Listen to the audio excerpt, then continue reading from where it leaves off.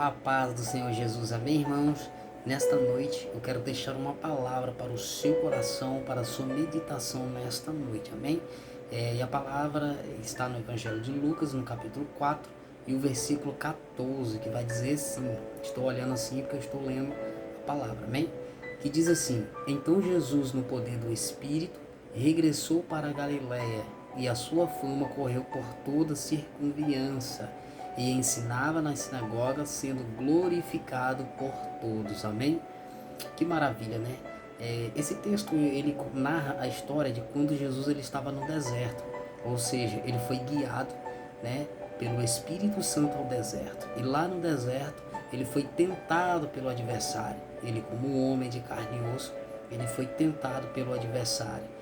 E o interessante é que ele ficou 40 dias e 40 noites jejuando, consagrando a sua vida, buscando cada dia mais a presença de Deus. E interessante que quando ele teve fome, o adversário ele foi até ele, indo até ele para poder tentar ele, para fazer com que ele usasse seus poderes por coisas que não era cabível usar naquele momento. Porque Jesus ele veio para curar os enfermos, expulsar os demônios e abrir os olhos dos cegos e limpar aqueles que estavam leprosos. Essa foi a missão, e apresentar à humanidade o reino de Deus. O interessante é que Jesus ele venceu todas as provações dessa vida, e ele nos deixou bem claro que é possível ser um homem e vencer o deserto, sendo um homem de carne e osso. Ou seja, muitas das vezes você pode até pensar em parar, pensar em desistir. Tudo bem, somos seres humanos e pensamos isso em desistir. Mas só que Jesus ele nos dá um exemplo interessante, que ele, como um homem, não como Deus, ele venceu o deserto. Talvez você pode até dizer, ele era Jesus, ele era o Filho de Deus, ok, mas ele estava ali como um homem de carne e osso. Ele foi guiado ao deserto pelo Espírito Santo e ele venceu o deserto, né, como um homem de carne e osso. Interessante que quando termina aquele período, o mesmo Espírito Santo retira ele do deserto e leva ele para poder fazer o quê?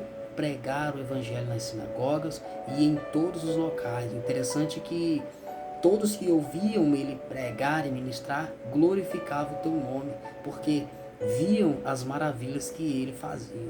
Agora percebe que ele faz tantas maravilhas porque ele buscou a presença de Deus. Ele consagrou a sua vida, ele queimou a sua carne, jejuando e buscando a presença. Ou seja, você quer vitória, você quer poder e unção da parte de Deus.